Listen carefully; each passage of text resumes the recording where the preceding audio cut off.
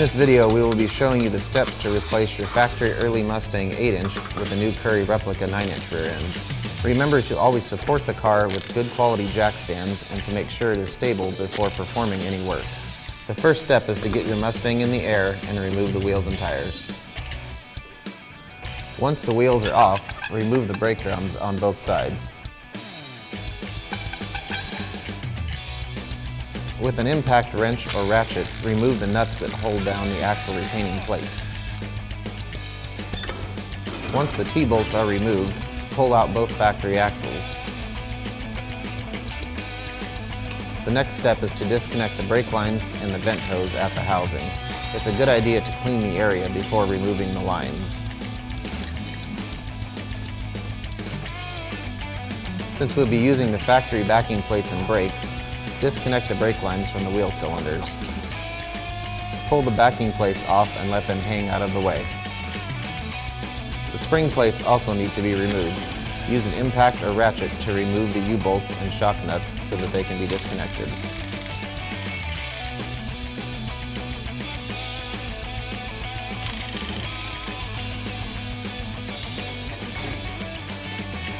Unbolt and disconnect the drive shaft at the rear end.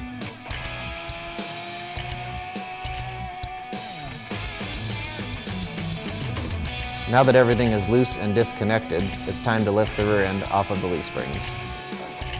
Unbolt the rear leaf spring shackles and let the springs swing down out of the way.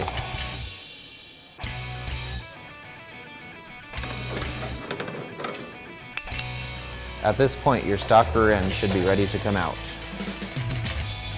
Here are all of the factory parts that can be reused. This is a good time to clean and repaint whatever parts you choose to put back on. For those looking for better than stock components, Currie has nearly everything you need in stock. When reusing your stock axles, it's important to check for bearing wear. If you're not 100% sure if they are good, it's probably a good time to just replace them. Factory Mustang axles don't have the best reputation for being high quality. On this Mustang, the bearings were worn and both axles were bent. Fortunately, we were able to straighten them, but that may not be the case for every set. If you are unsure of the condition of your factory axles, you can send them to Currie and we can assess them for you. If your axles can be fixed, we can perform this service as well as polishing the seal surface and outfitting them with new bearings.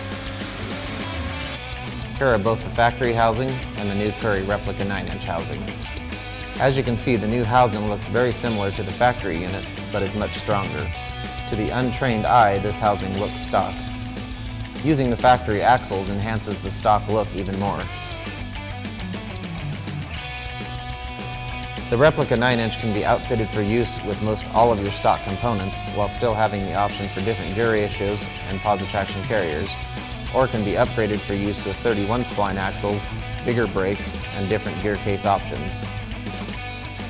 Now that all of the components are cleaned and prepped, it's time to put the new Replica 9-inch back in your Mustang. Lift the rear of both leaf springs back into place and reattach and tighten the shackles.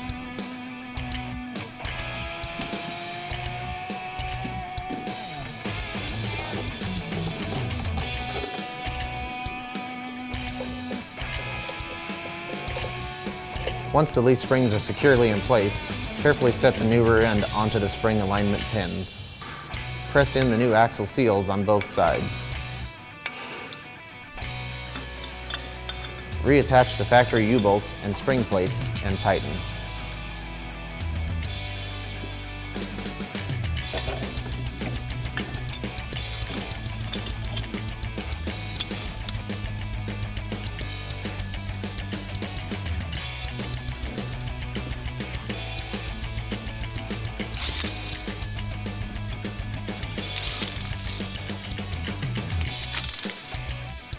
Reattach the shocks to the spring plates and tighten.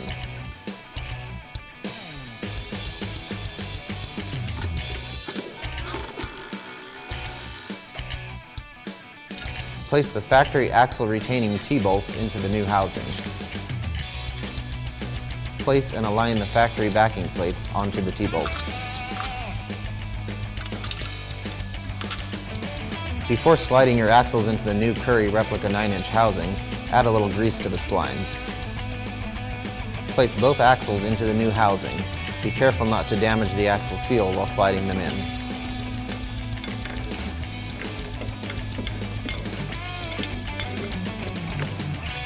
Use the factory T-bolt nuts to tighten the axle and backing plate onto the new housing.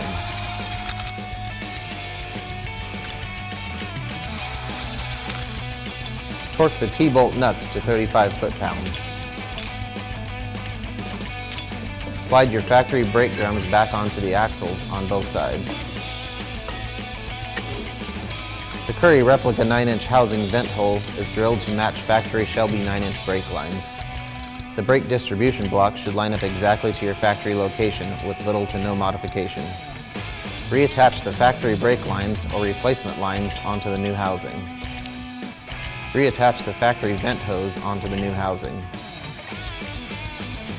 Attach and tighten the brake lines onto the wheel cylinders. Before reattaching the drive shaft, the factory U-joint must be replaced with a conversion U-joint. Place the drive shaft into the yoke and use the supplied U-bolts to tighten. Torque the U-bolts to 20 foot-pounds.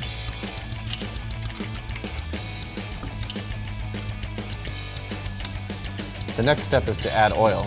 We recommend 9+ gear oil for all of our rear ends, and this can easily be added to your order. It's easier to bleed the brakes before reattaching the wheels. You may want to open the wheel cylinder bleeder vent and let the fluid naturally flow for a while before pumping the brakes. Once the brakes are bled, reattach the wheels and torque to the manufacturer's specifications.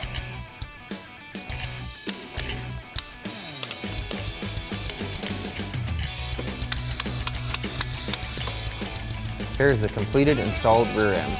As you can see, the new Currie Replica 9-inch rear end is an almost exact reproduction of the factory Shelby style 9-inch. If you want to add strength to your Mustang's rear end while maintaining as much of the factory look as possible, this is the solution for you.